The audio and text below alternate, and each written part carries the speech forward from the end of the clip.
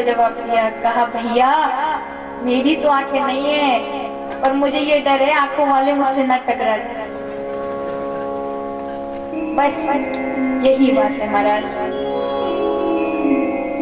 आंख वाले ही ज्यादा भटक रहे हैं, जिनको भगवान ने नेत्र दिए। अरे सही कहीं जिनकी आंखें नहीं होती उन्हें भी सही जीवन जीने की दृष्टि प्राप्त होती है, और जिनकी महाराज दो दो आंख होने पर भी उन्हें सही मार्ग नहीं पता। जीना किसे कहते हैं? लोग सोचते हैं अरे खाओ पियो ऐसो आराम की जिंदगी जियो, 9-9 10-10 बजे उठो, खाओ पियो दिन में आराम करो। आजकल तो महाराज वो वैज्ञानिकों ने नई नई टेक्नोलॉजी बना करके आदमी को इतना हरामी बना दिया है कि आदमी कुछ कर नहीं सकता। पहले तब भी माता इतना कार्य करती थी, अब तो कोई नहीं करता। अब तो महाराज कपड़े भी वॉशिंग मशीन में धुलते हैं, एक तो बर्तनों वाली और मशीन आ गई है, बस डाले और धुल गए। पर जितना हमारे लिए दैनिक कार्य आसान हो गए, जब हमें समय मिलता है तो हम भगवान का भजन क्यों नहीं करते?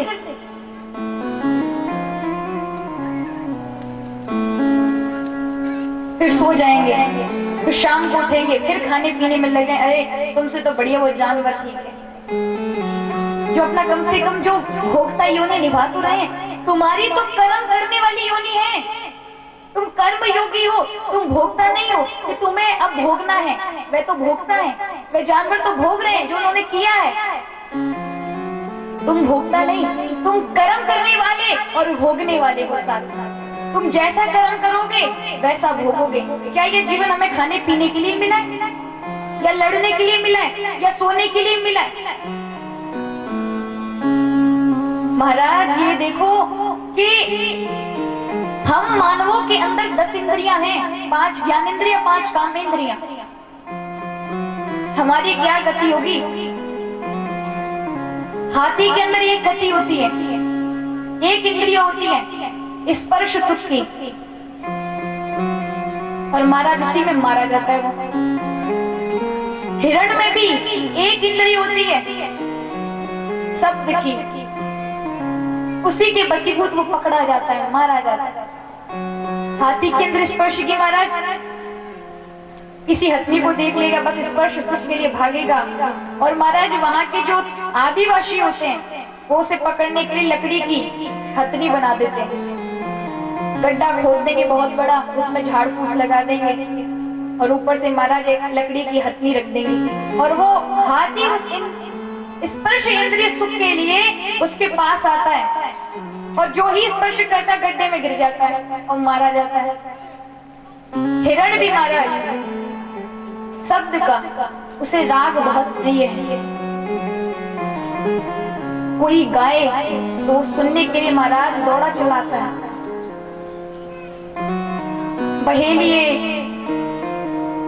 हिरणों को गा के पकड़ लेते हैं, बस केवल स्वर्ण की एक शब्द की इंद्रियों के कारण। और हम तो हमारा 10 इंद्रियों वाले हैं, हमारी क्या गति होगी जब उनकी ऐसी गति है?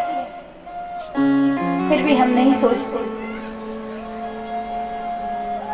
जितना हो सके महाराज इस योनि में, क्योंकि समय का कोई पता नहीं है, आज है कल नहीं, फिर भी नहीं जानते, फिर भी नहीं करते। समय यूं ही कटता जा रहा है, भागता जा रहा है। जो कल था वो आज नहीं हो सकता, जो एक पल में था वो दोबारा नहीं आ सकता। फिर भी नहीं समझते।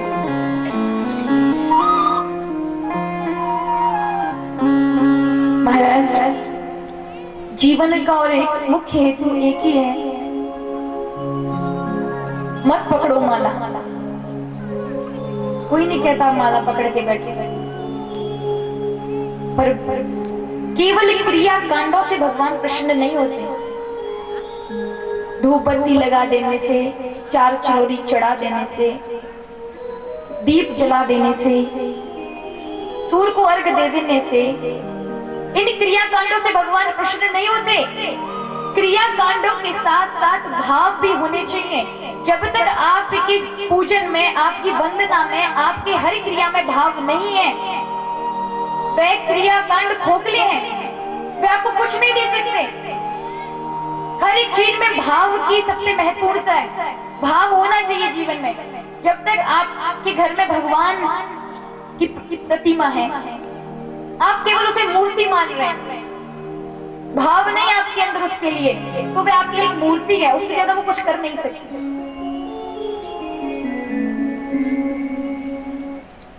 भाव होना चाहिए महाराज। हमारे घर में हमारे मूर्ति प्रतिमा नहीं, हमारे ठाकुर हैं, हमारे घर के सदस्य हैं, जिनसे हमारा जीवन चल रहा है।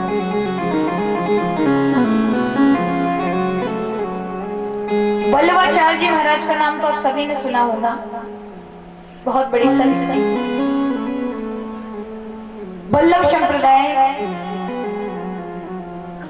उनकी भक्ति देखी।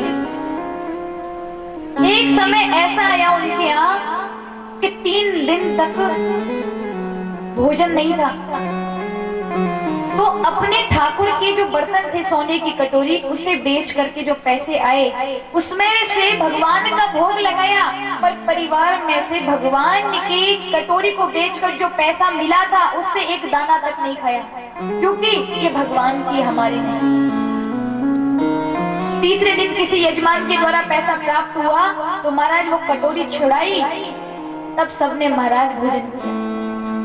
कि पुष्टि बनती है, भाई देने वाला तो भगवान है, वो यजमान के द्वारा ही भगवान ने दिलाया होगा, पर ये उसके भाव है।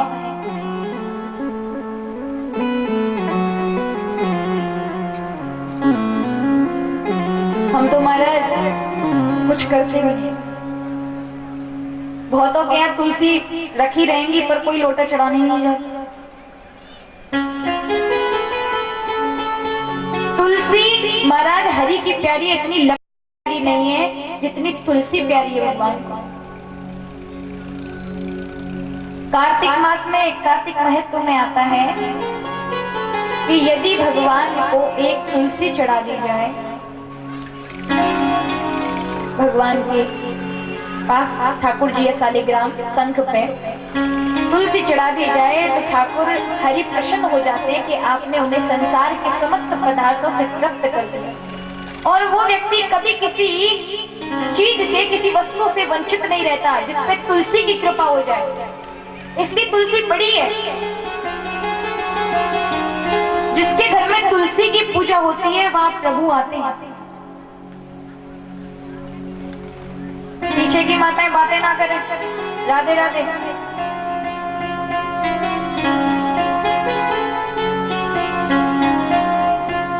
पर तुलसी को अर्घ नहीं डालते, सूर्य को महाराज अर्घ नहीं डालते।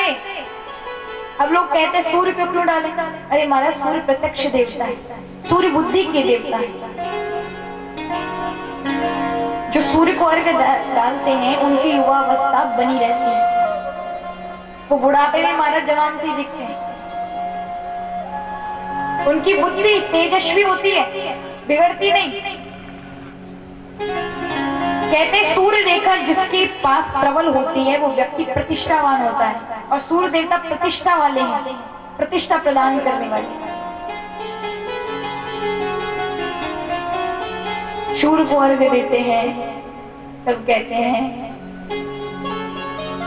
हे सूर्य प्रभु, आपको नमस्कार। हरिओम कृष्णेन रजसा वर्तमानो।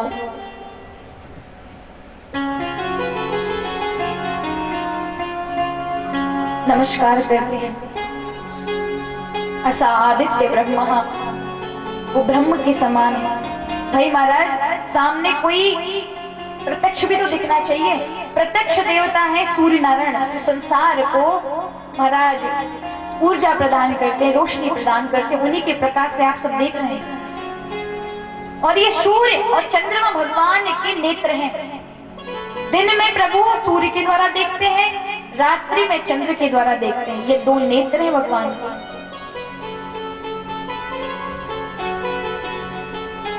तो महाराज, भाव होना चाहिए। और जब तक भाव नहीं, तब तक कुछ नहीं। भगवान तो भाव